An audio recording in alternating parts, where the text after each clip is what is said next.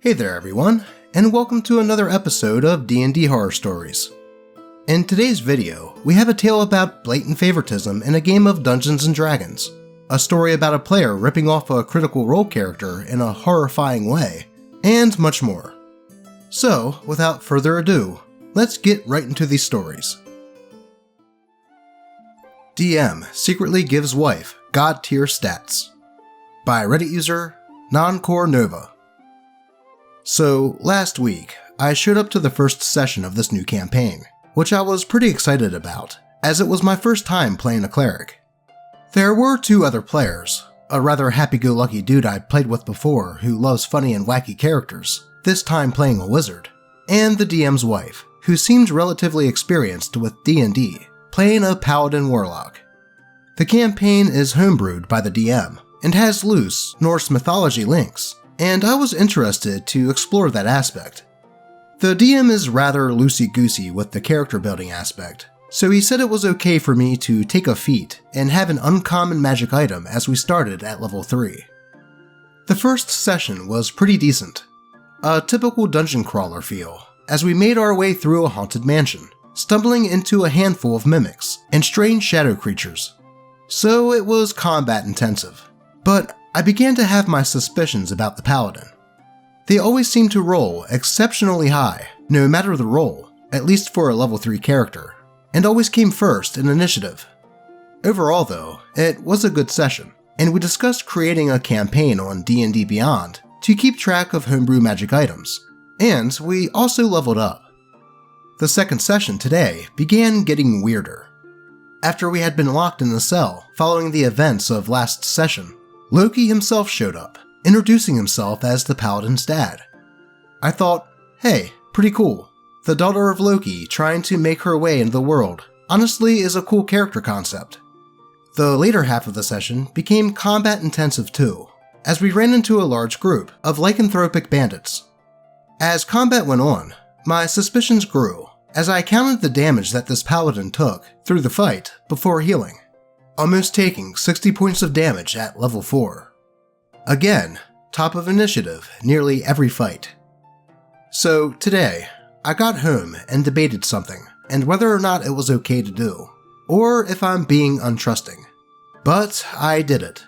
I went on D&D Beyond and looked at her character sheet, and to my unsurprised horror, her lowest ability score was an 18. Again, the lowest. This paladin warlock had a 20 in strength, 28 in dexterity, holy shit that's a +9, 23 in constitution, +6 hence the extra health, a 19 on intelligence, an 18 on wisdom, and 27 on charisma. Now, I don't know what to do. Should I confront the situation? Should I just leave the group? I really don't know. TLDR, DM decides his wife's standard array should be 18, 28, 23, 19, 18, and a 26. Please advise. Well, there is no doubt in my mind at all here. That DM is definitely showing massive favoritism with his wife. Those ability scores are kind of outrageous for level 4. Honestly, my advice here would be that if you aren't too close to these people outside of the game, and since you are only in your second session with the group, I would just leave, as this type of thing will only get more out of hand as the game goes on, and I can see the DM basically making his wife the main character and giving her the spotlight if allowing her to have those stats is any indication. I would normally say try to talk first, but the DM allowing that with his wife off the bat is a red flag to me. Though, that is just my thinking at the moment. What do you all think OP should do? Let's move on. The group that I'm scared to play with. By Reddit user MetaGigaZ. Alright, I just need to vent about one of my friend groups. As a disclaimer, I love each and every person in this group. They're some of my closest friends, and I would never trade them for the world. They've gotten me through some tough times, and while we disagree sometimes, we're closer than ever. Unfortunately, there is a problem. Any campaign I join in this group, no matter what it is, has either porn, literal shit as a major plot point, or a specific player begins to develop main character syndrome. I'll be using examples from the first campaign I ever played with them. My character, a halfling-sized pixie that was diminished into looking like a child. Stat-wise, he just functions as a typical halfling. Had a child sex offender beating his meat at him from behind a jail cell. After a scene, the prisoners broke free and the criminals, including the sex offender, began to dogpile onto my character. It was a dream sequence, but the entire thing was really unnerving. The character, whose player is the specific one who usually gets main character syndrome, once spent an entire session practically talking to the DM, his girlfriend, one-on-one, while the rest of us sat there as he rallied a rebellion, caused the common folk to sing in the streets to cause discord, and overthrew a tyrant. Afterwards, we had a discussion with him about how much of an ego stroke that was, and he fixed his behavior, but it's starting to spark back up again. The cleric would go your classic stereotype bard and roll to seduce every single female NPC. He would usually pass 2 because of his stupid high charisma stat, and even attempted to seduce a player character's mom, who was already married. That time it didn't work, but whenever it did, the cleric would take the NPC to another room. The actual bard shoved a magical item up his ass because his whole character was to be a sex addict, and the shape of it was close to a sex toy. And that wasn't the only thing that was shoved up his ass, and there were many shit-based comments. It really sucked because I genuinely loved this DM's story and how wonderfully she set things up. If things were different, it would have been an amazing campaign. Right now, I'm DMing Made RPG for them because my other groups wouldn't go for it. The player that usually gets main character syndrome is just playing his character from the campaign, despite everyone being told to be maids, and that's really making me worry. One is a cat that sprays her pheromones everywhere too. I'm really scared that it won't be long until everything goes downhill. Right now, the aforementioned cleric is thinking about DMing a superhero campaign, and I just know that our Justice League will end up having the same vibes as Furry Force. There's going to be a sex-obsessed one involved with shit, and a hero of the people. I just know it. Thanks for listening to my venting. I guess I'm just frustrated because I love the friends in this group, and being so irritated about this is killing me. I want to enjoy playing with them without feeling like I'm having to watch and listen to some weird fetish porn. I've expressed that I'm uncomfortable about this stuff, but it always comes back up again. I just want to play tabletop RPGs and DM with my best friends. Edit. After talking to people in the comments, I've worked up the courage to discuss things with my friends. It's pretty late where I am right now, so I'm going to hold off and start drafting my message to them tomorrow, or in about 11 hours for people outside of my country. I'll keep everyone posted. Edit 2. I got my friends together in Discord and admitted how uncomfortable I was. I told them that when the superhero campaign was pitched, I was scared. And honestly, I was scared to see a message saying something like, "This is just how we play." But they understood. They said that they saw where I was coming from and were happy that I admitted my boundaries. In fact, they even mentioned how our friendship comes first, so I'm so glad that I did this. Thanks to everyone for urging me to talk to them. Well, I can definitely see how that group could be frustrating. From the DM giving the spotlight to the player that is her boyfriend, to the general teen-like humor from some of the players at the table. It all sounds like a bit much to deal with. Thankfully, it sounds like OP decided to air his grievances with the other players, and they actually listened to him. This just goes to show that communication is always a key aspect in any successful tabletop RPG, and if something is bothering you about a game, just let the others know. Hopefully, this means that things will change for the better in OP's games. Let's move on. A player threw coffee on another player. By Reddit user, Yuri Reiner. This was back when we were in college, about 4 years ago. I had started playing D&D with a few of my friends, and over time, we had 3 girls join our game as well, so it became a total of 8 players, including the DM. I should have made separate groups, or should have refused the girls, as the game already had 5 players, and 8 became too much. The combat got too long, especially in our second session.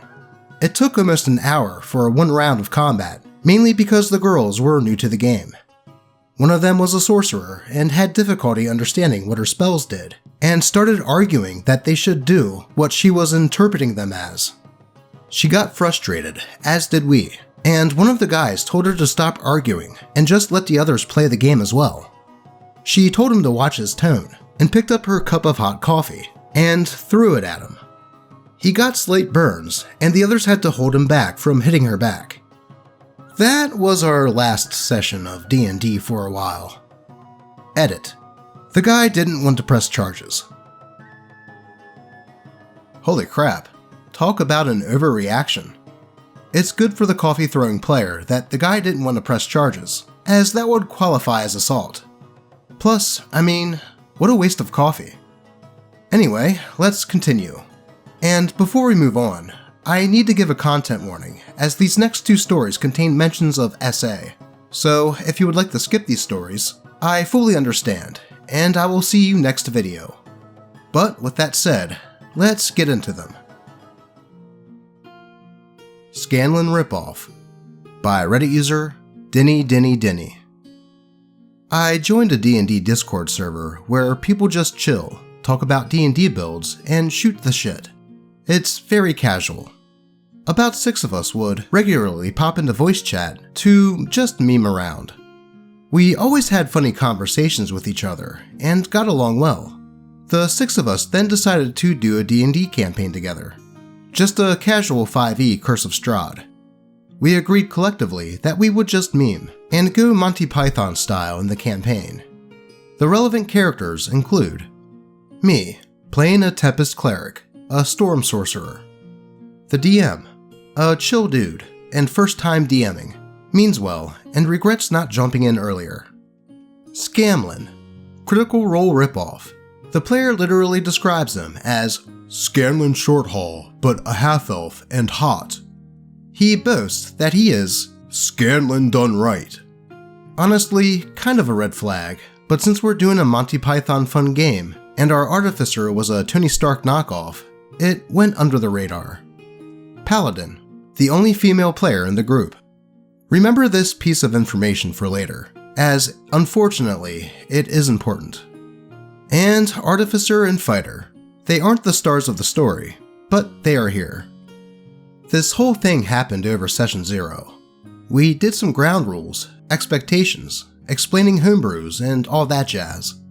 Me, Fighter, and Paladin all mutually agreed that SA was not something that we were comfortable with, and DM promised not to go into that territory. Remember this piece of information. It is important for later. Near the end of Session 0, we decided to do a little combat and some roleplay. We did an easy save the village from goblins scenario to test out our builds and see if we wanted to change some things before we started their campaign for real. All went well. The goblins got murdered and the villagers got saved. They threw a party for us at the local tavern and we roleplayed with our characters for a bit. Scamlan did the stereotypical bard thing and seduced a village girl. Nothing really wrong yet.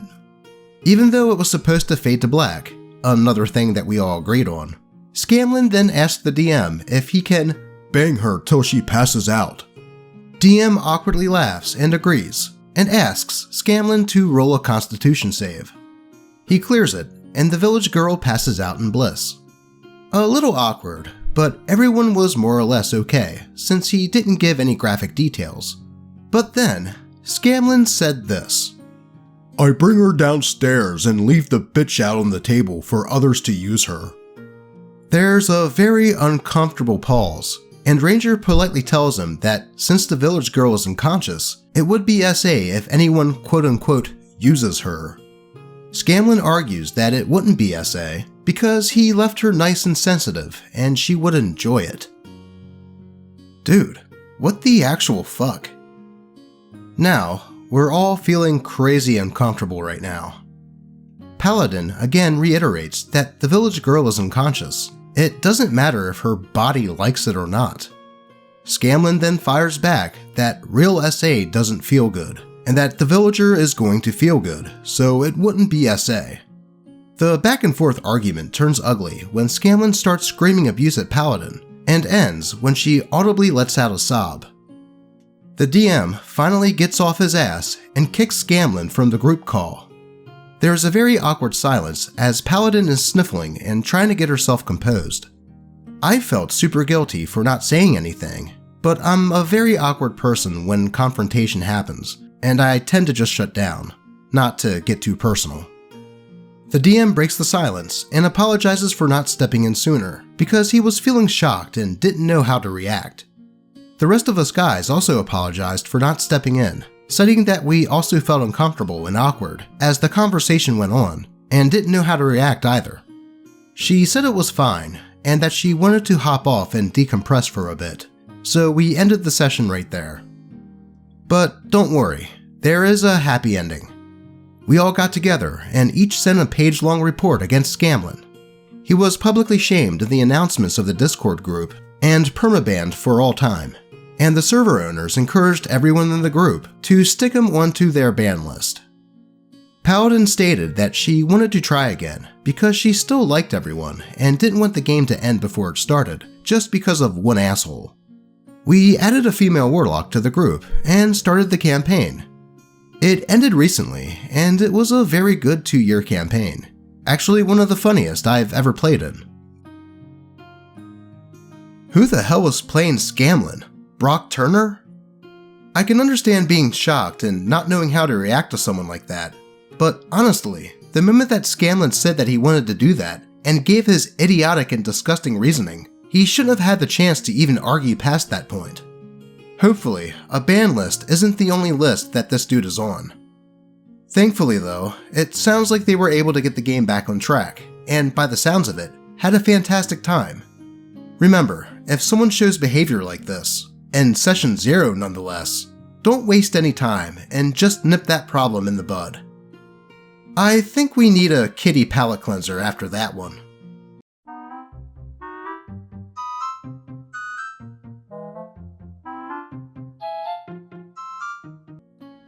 That's a bit better.